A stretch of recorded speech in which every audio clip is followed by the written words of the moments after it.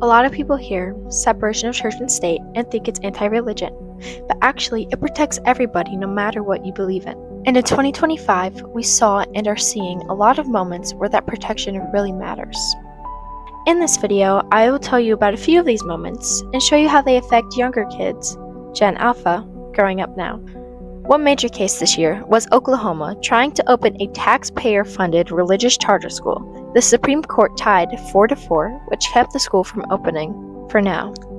When I was in a charter school, we had uniforms and routines. Religion was never forced on us, but with the structure they had, it would have been easy to shape the school in a religious direction without calling it that. As stated by Daniel Mock, director of the ACLU's Program on Freedom of Religion and Belief, the Supreme Court's ruling affirms that a religious school can't be a public school and a public school can't be religious. That's why this mattered.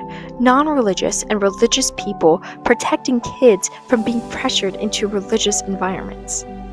Then there was Texas. A law, Senate Bill 10, would have required the 10 Commandments in every classroom, but families of different religions and none sued to stop it. One notable figure was Freedom from Religion Foundation co-president Annie L'Oreal Gaylor, who said, "Religious instruction must be left to parents, not the state, which has no business telling anyone how many gods to have, which gods to have, or whether to have any gods at all."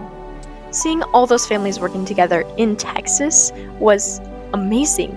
It showed that people with totally different beliefs can unite to protect fairness for kids. If your supervisor decides to sit down and make it very clear that it's important to her or him that you accept this weaponized version of the gospel of Jesus Christ, what do you think your changes are for advancement? Mikey Weinstein, president and founder of the Military Religious Freedom Foundation, asked Politico earlier this year concerning a new federal guidance allowing employees to pray and preach at work, even trying to persuade co-workers. This brings up big questions about pressure and boundaries. This is why separation matters. It protects people from feeling pressured in places where power and comfort levels are already uneven. Americans United published a major piece this year explaining how Christian nationalism shaped our culture and even censored books.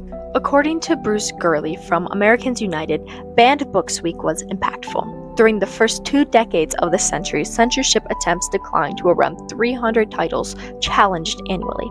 But in more recent years, the number of censorship attacks has dramatically increased, driven by organized movements. Understanding that history helps us spot danger when religion and government mix too closely.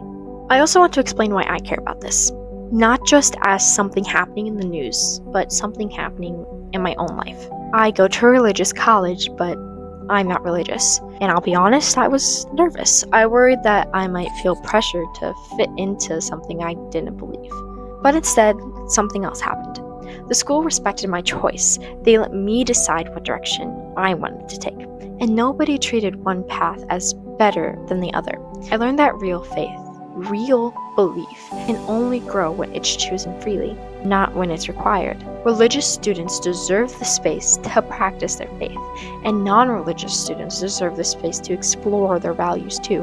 And when that freedom is protected, something amazing happens. People actually listen to each other. They learn from one another. They grow together instead of being forced apart. That's what separation of church and state protects, the ability to choose your beliefs without losing your community.